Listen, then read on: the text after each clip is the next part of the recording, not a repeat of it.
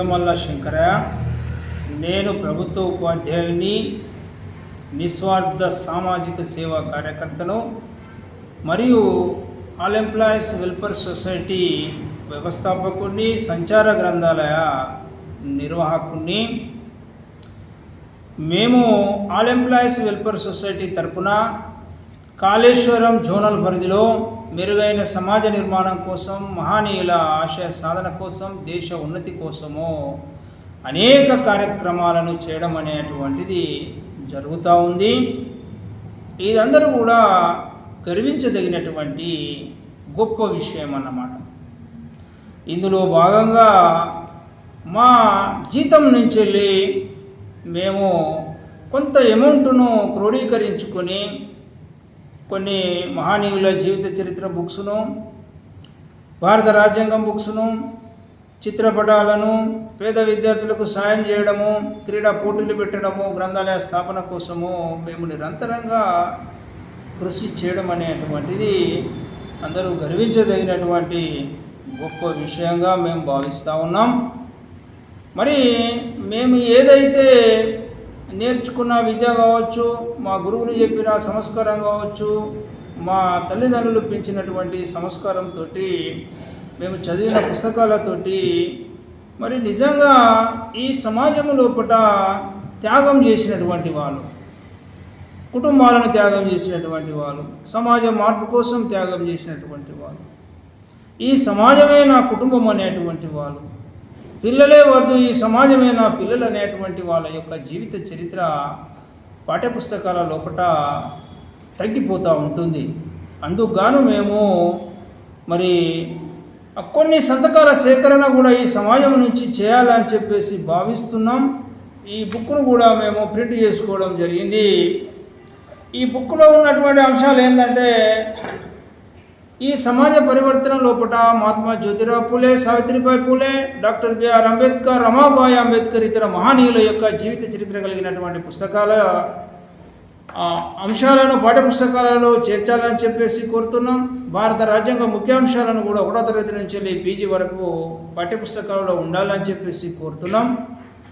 ఏదైతే reserve bank of India 1935 April 1 నాడు ఏర్పడిందో, దానికి ఆద్యుడు మూల పురుషుడైనటువంటి డాక్టర్ బిఆర్ అంబేద్కర్ గారి యొక్క the problem of the rupee అనే గ్రంథం నుంచి వెళ్ళే రిజర్వ్ బ్యాంక్ ఆఫ్ ఇండియా రూపకల్పన జరిగింది.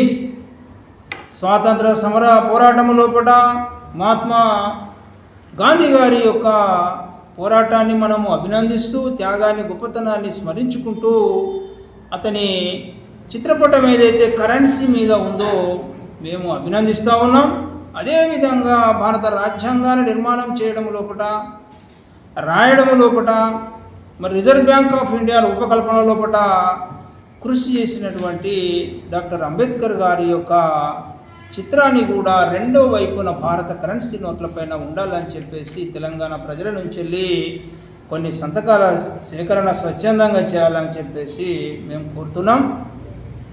అదేవిధంగా జెడ్పీహెచ్ఎస్ నిట్టూరు పాఠశాలలో జరిగినటువంటి దురదృష్ట సంఘటన చాలా బాధాకరం. ఈ సంఘటన ద్వారా యావత్ ఎస్సీ ఎస్టీ కులాల మనోభావాలు దెబ్బతిన్నాయి.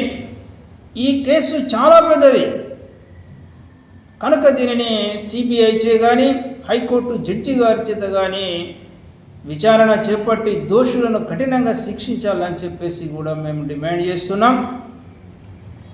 అదేవిధంగా డాక్టర్ బాబాసాహెబ్ అంబేద్కర్ రిజర్వేషన్ ఫలితాల ద్వారా ఉద్యోగాలు చేస్తున్నాం మేమంతా కూడా కలిసి స్వచ్ఛందంగా మరి pay back to the society చేయడం జరుగుతూ ఉంది.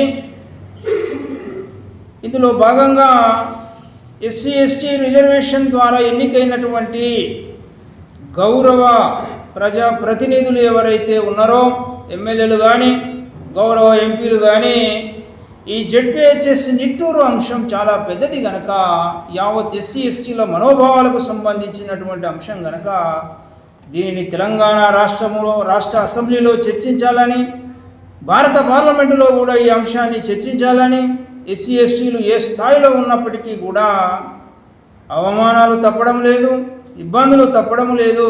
వారి మనోభావాలను ఎవరు గాయపరిచినా కానీ చట్ట పరిధిలో కఠినంగా శిక్షించడానికి వీటిని అసెంబ్లీ పార్లమెంటులో చర్చించాలని చెప్పేసి కూడా మా గౌరవ ఎమ్మెల్యే ఎంపీ గారిని ఇతర ప్రజాప్రతినిధులను కూడా మేము కోరడం జరుగుతూ ఉంది.